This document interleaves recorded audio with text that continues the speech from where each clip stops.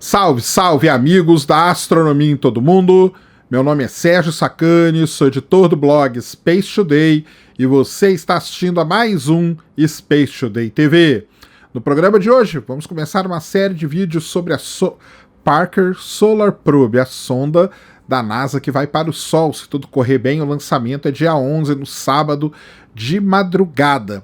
E eu vou fazer aqui no mínimo 3 vídeos, talvez eu faça mais, explicando aí tudo que a sonda vai fazer, qual que é a importância dela, o que ela vai pesquisar no Sol. Nós vamos entender tudo isso e nesse primeiro episódio nós vamos falar sobre o mistério do aquecimento da coroa solar. Vamos entender tudo isso. Manda a vinheta.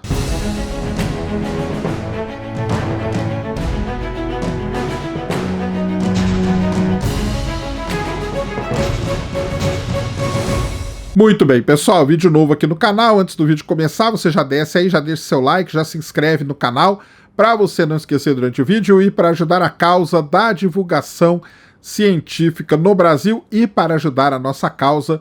Dois recados para vocês. Primeiro, spatialdaystore.com, primeiro link sempre na descrição, e o segundo é o botãozinho do Seja Membro ou Join. Tá funcionando no celular, tá funcionando em todo lugar, então você clica aí e passa a ser membro do Space Today. Já tem bastante gente que tá virando membro e estão sendo adicionados no nosso grupo de apoiadores, junto com o pessoal do Patreon, junto com o pessoal do Apoia-se. Então, spatialdaystore.com, primeiro link na descrição, e também o botãozinho aí para você ajudar o canal. E eu queria falar aqui que eu li já o livro aqui, ó, do Átomo ao Buraco Negro, do meu amigo Schwarza. Galera, é um livro muito legal. É, para quem pergunta livro de astronomia e em português, tá aqui, ó, um livro que vocês precisam ler, tá? Do Átomo ao Buraco Negro. O livro, como que é? Ele vem falando de...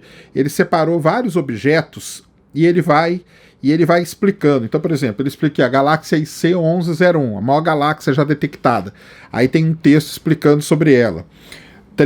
O 34, que é um exoplaneta, e vem explicando Netuno, curiosidades sobre vários objetos. E aí no final aqui tem todas as imagens aqui para vocês. Então, um livro muito legal do nosso amigo Schwarza, ó, tá aqui, do Poligonautas, tá? Indico para todo mundo, já está à venda em tudo que é lugar, já está à venda em livraria física, já está à venda na internet também. Então, se você quer um livro, esse aqui sim é de astronomia, tá? Porque os objetos que estão aqui são todos astronômicos, ó.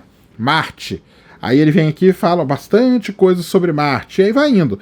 Meteoros. Então tem muito legal mesmo, do átomo ao buraco negro. Aconselho demais. Ler rapidinho. Eu li esse livro aqui, comprei ele ali numa sentada, assim. Eu li o livro, beleza? Então tá aí mais uma indicação para vocês. Então vamos lá.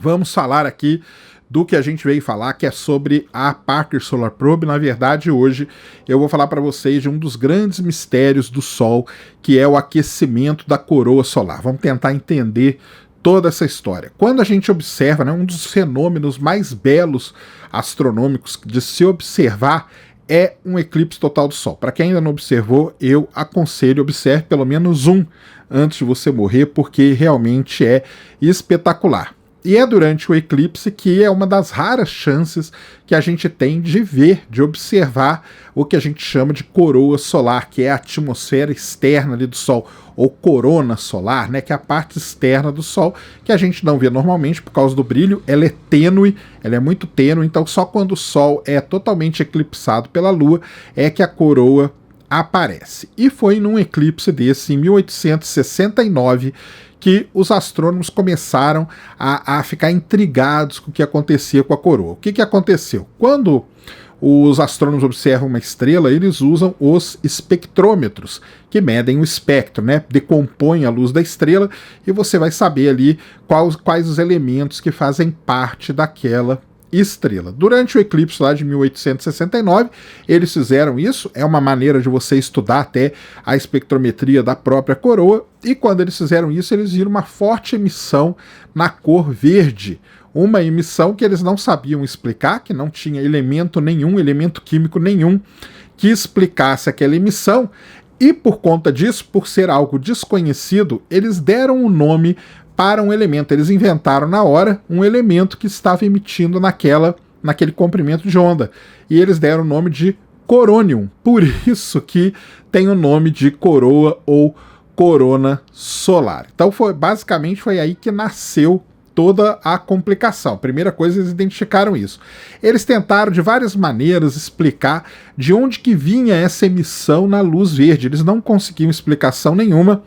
Pensavam que podia ser um elemento, mas mesmo assim eles não estavam tão convencidos de que seria esse novo elemento. Até que eles, estudando, descobriram que não era elemento novo nenhum, era um elemento que eles já conheciam, na verdade era o ferro. O grande problema é que era a temperatura daquele lugar ali. A temperatura da coroa solar, ela bate na casa dos 2 milhões de graus Fahrenheit.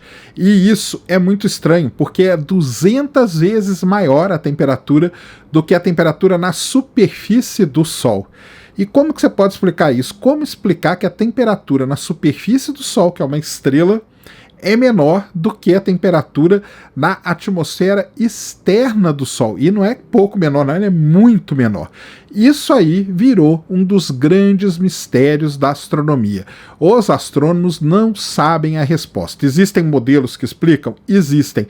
Mas os modelos, eles explicam parcialmente só o que acontece. Eles não têm um modelo 100% fechado para explicar o problema do aquecimento da coroa solar. Esse que é o nome desse problema. Por que que a coroa solar ela é tão quente, tão mais quente do que a superfície do próprio Sol? A única maneira de tentar explicar isso seria viajando até o Sol. Na verdade, viajar para o Sol é algo que existe, é uma ideia que existe já há muito tempo, desde que a gente conhece, a gente tem quais são os dois maiores objetos, mais brilhantes objetos do céu, é a Lua e o Sol.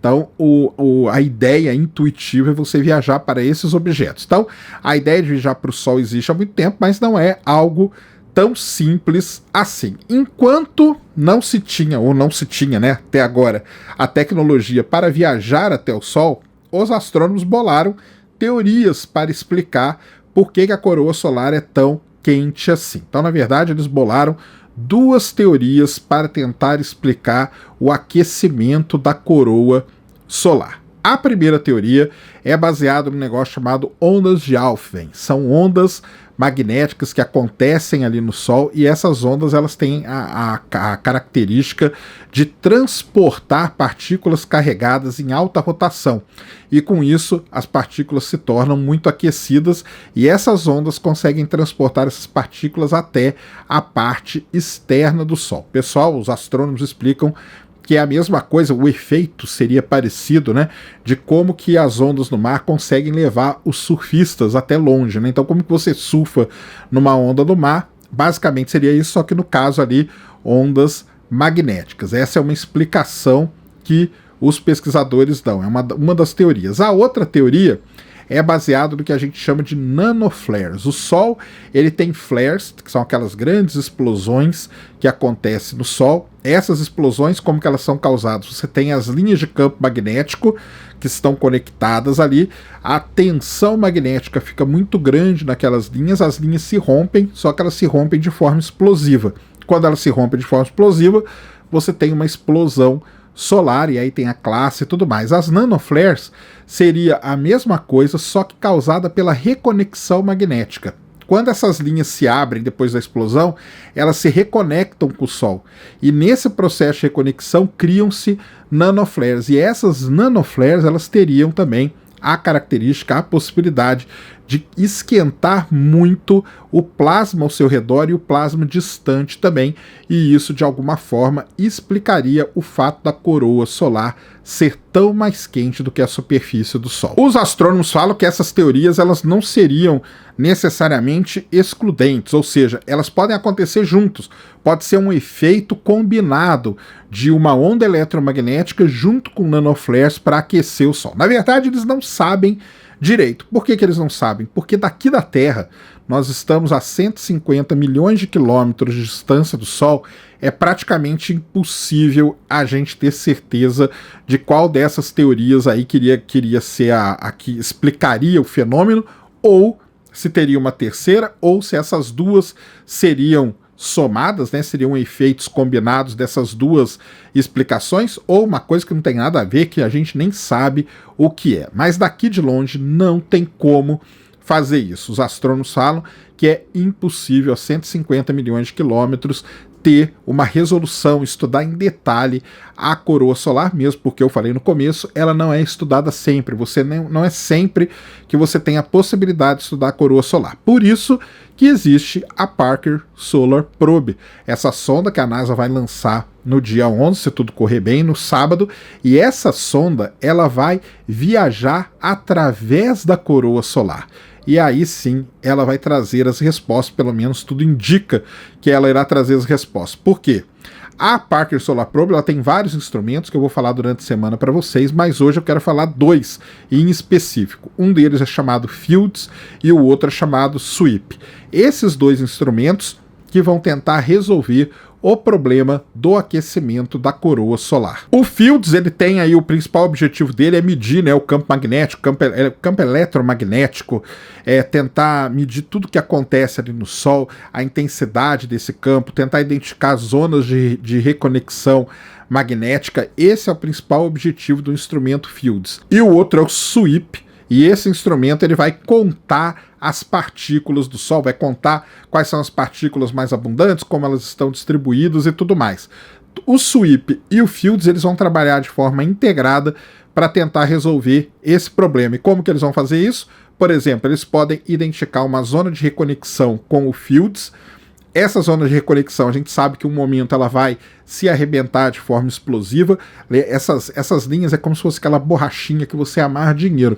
Você vai puxando, você vai torcendo ela, uma hora ela arrebenta. No Sol, ela arrebenta de forma explosiva.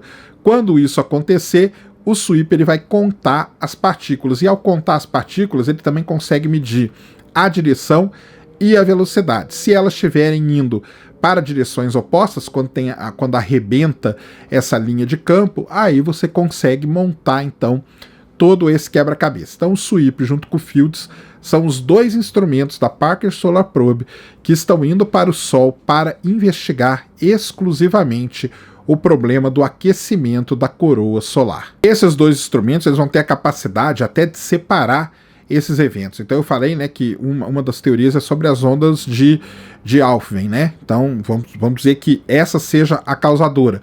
O Fields e o SWIP trabalhando de forma integrada, eles vão conseguir identificar essas ondas aí no Sol, ondas de choque e tudo mais. Então isso é uma coisa, isso aí vai deixar uma assinatura, e essa assinatura vai ser registrada. Caso sejam as nanoflares, também, porque as nanoflares são pela reconexão magnética. Então os dois instrumentos trabalhando de forma integrada vão poder identificar esses locais de reconexão e fazer aquilo que eu falei, ver se na hora que elas arrebentam, as partículas vão para direções opostas. Ou seja, eles têm a capacidade de identificar a assinatura de cada um desses efeitos, e aí os astrônomos vão conseguir matar a charada. É muito importante estudar a coroa solar e entender esse problema do aquecimento da coroa solar.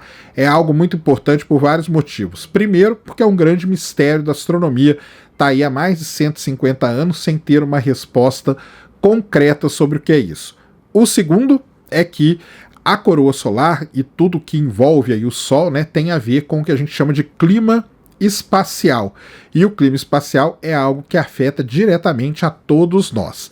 E o terceiro é que se você entende o Sol, que é a estrela que está aqui mais próximo de nós, entende todos esses problemas, todos esses mistérios do Sol, a gente consegue entender melhor as outras estrelas que existem no universo. Ou seja, é muito importante resolver o famoso mistério do aquecimento da coroa solar. E os astrônomos agora têm a arma certa, né? A Parker Solar Probe ela vai viajar pela coroa, ela vai enfrentar as altas temperaturas, vai enfrentar a alta radiação do Sol, e com certeza ela vai resolver esse mistério aí sobre a nossa estrela, sobre o Sol. Vamos aguardar, espero que dê tudo certo, espero que o lançamento dê certo, a primeira etapa é o lançamento, e depois nós vamos acompanhando tudo.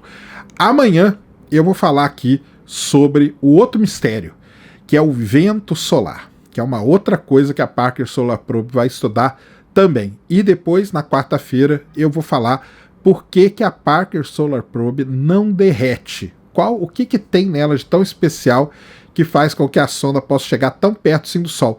Eu não falei, ela vai chegar a 6 milhões de quilômetros. Nós estamos a 150 milhões e ela vai chegar a 6 milhões de quilômetros do Sol. Ou seja, é uma missão realmente especial, por isso que a NASA até chama que é a missão que irá tocar o Sol, porque nunca a gente chegou tão perto assim da nossa estrela. Muito bem, pessoal, então esse era o vídeo que eu queria trazer aqui no canal para vocês agora. Espero que vocês tenham gostado. Se gostou, já sabe, tapa no dedão, voadora com tudo no peito do like, isso ajuda pra caramba o vídeo e o canal a ganhar relevância.